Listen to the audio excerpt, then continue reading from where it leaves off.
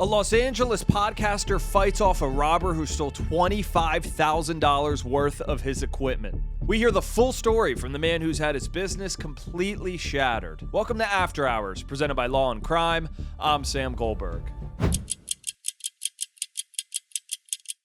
So that was 40-year-old Daniel Lobell, a Los Angeles-based podcaster who had his mobile podcast recording studio ransacked by a robber.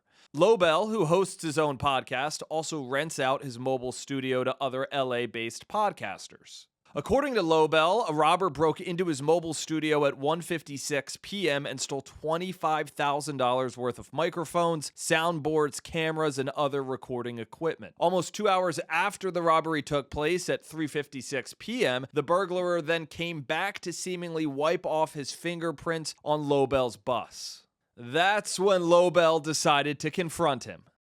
So joining us now is Daniel Lobell, the LA-based podcaster you just saw on that video. Daniel's podcast is called The Modern Day Philosophers, and the name of his mobile recording studio business is The Podcast Bus. Daniel, thanks so much for coming on. It's my pleasure. Thank you so much for having me on your show. So I guess first of all, Daniel, how are you feeling since this happened? Very shook up. Very, very shook up.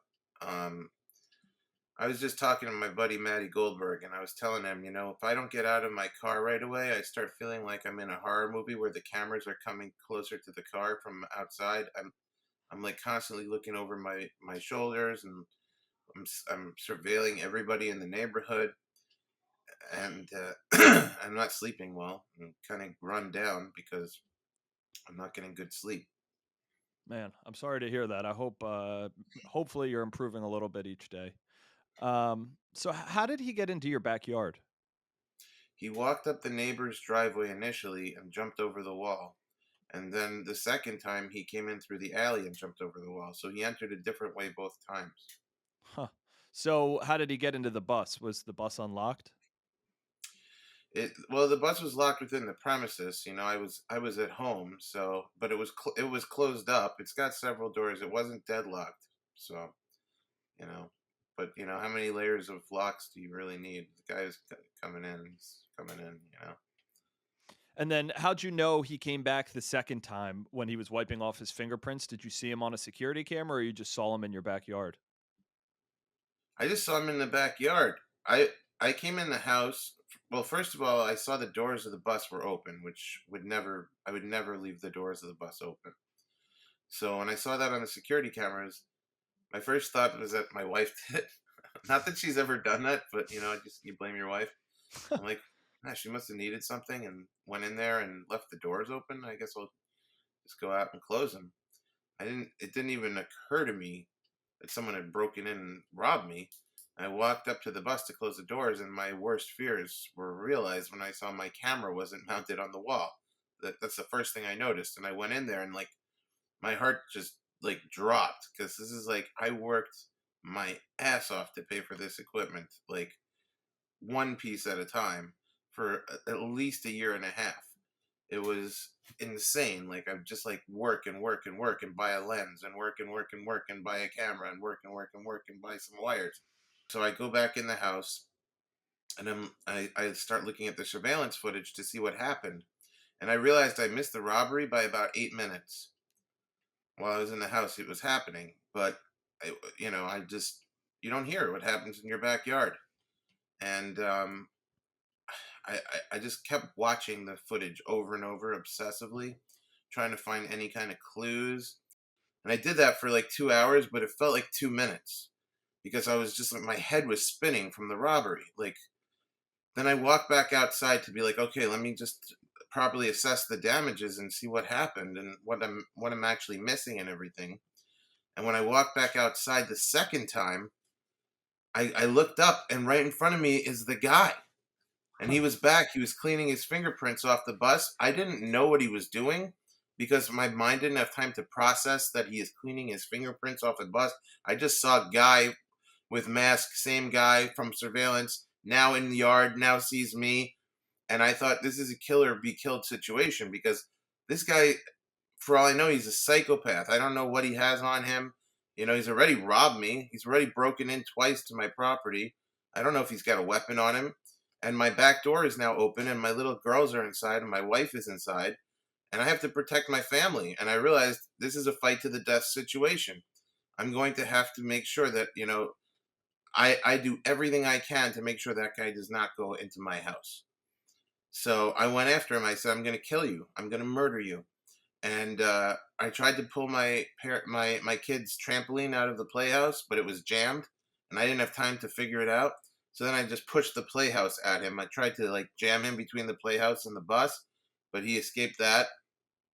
Then I ran and grabbed a chair. I was going to beat him with the chair, but he got away. He jumped over the wall, and he started running away.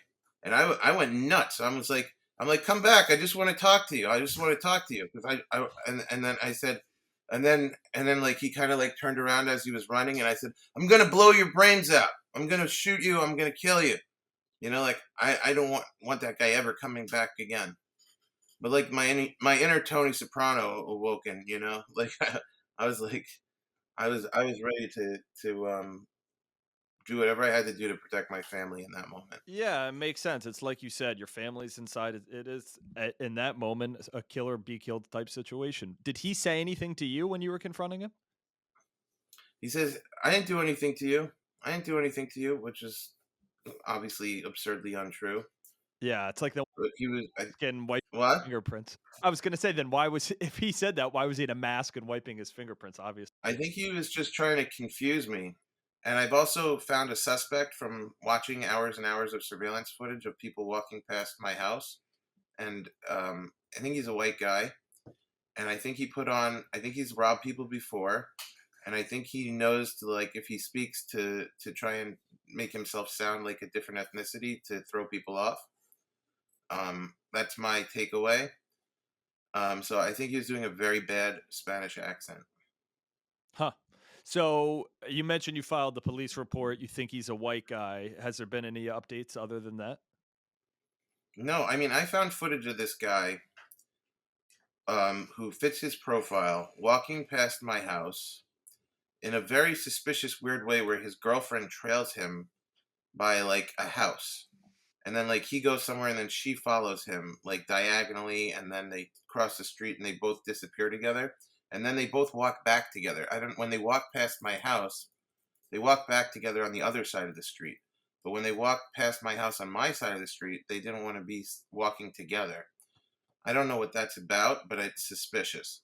And the way the guy was walking, his posture, the way his arms swung when he walked, the way his knees bend, um, his height, his weight, the way his shirt falls over his pants. Like people buy like certain length shirts.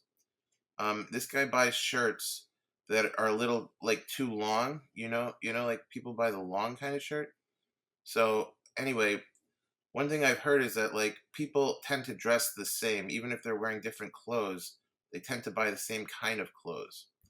Um, so anyway, I'm pretty sure this is the guy. I sent that to the police, but I never heard anything about It sounds like you're on it. I think Detective Dan is a fitting nickname. Have you gotten any sort of extra protection since this happened?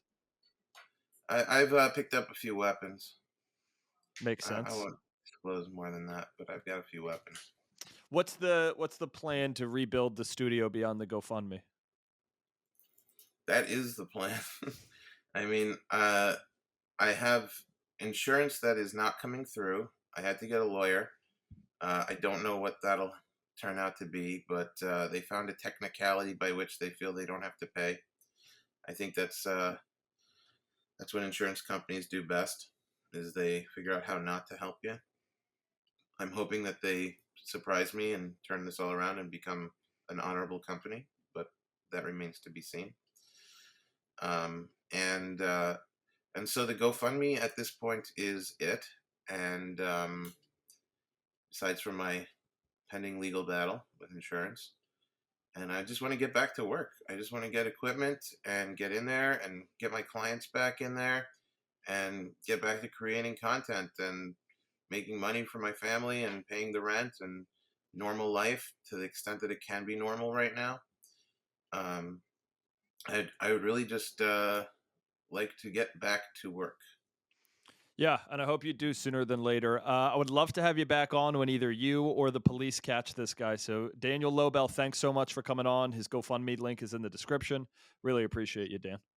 I thank you for your time and your great questions and your wonderful hospitality. Thanks for having me on the show. Of course. And if I'm ever in LA, maybe we'll do after hours in your bus too. Oh, I would love that. All right, Please. I got you. Thanks, Dan. Again, sorry this happened to you. Thank you.